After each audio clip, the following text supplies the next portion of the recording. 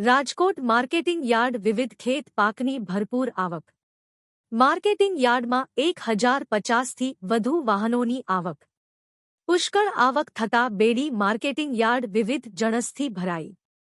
ગઈકાલે મગફળીના પાકથી marketing yard ભરાઈ જતા આજે મગફળીની આવક બંધ રખાઈ. કપાસ, સોયાબીન, અડદ, ઘઉં, ચણા, લસણ, સિંગફાડા, કાળા તલ, સફેદ તલ અને જીરું સહિતના ખેત પાકોની ભરપૂર આવક.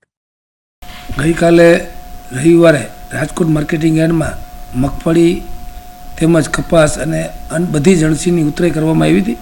મગફળી 2 લાખ મણની ઉપરની આવક થઈ છે. કપાસ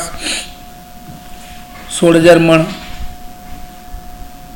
સોયાબીન 6,500 મણ, આવી રીતે બધી જણસીઓ પુષ્કળ પ્રમાણમાં આવી છે. આશરે 1300થી 1400 જેટલા વાહનો સૌરાષ્ટ્રના અલગ અલગ ગામોમાંથી આવેલા અને ખેડૂતો રાજકોટ યાર્ડમાં પોતાનો માલ સુરક્ષિત રહે એ રીતે ઉતરાઈ કરી અને કાલે ઉતારવામાં આવ્યો હતો. ખાસ કરીને જયેશભાઈ, આ વખતે વધુ આવક થઈ હોય પાછી આવક બંધ કરાવી હોય એવા મગફળી કે બીજો કોઈ પાક કરાય? મગફળી એની ઉતરાઈ 3-4 દિવસે અમે કરાવતા હોય છે.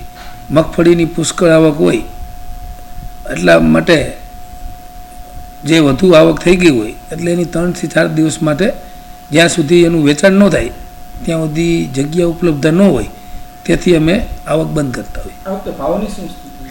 ભાવ ટેકાના ભાવમાં પણ સરકાર દ્વારા ખરીદી ચાલુ છે અને એમના કારણે બજારમાં પણ મગફળીમાં ભાવમાં સુધારો થયો છે. એના કારણે 1300-1350 સુધીના ભાવ ઓપન બજારમાં આવે છે. ખાસ કરીને થોડા ટાઈમ પહેલા જે ભાવ મળતા હતા એમાં સુધારો થયો છે, તો હજુ સુધારો થાય એવું તમને લાગે છે?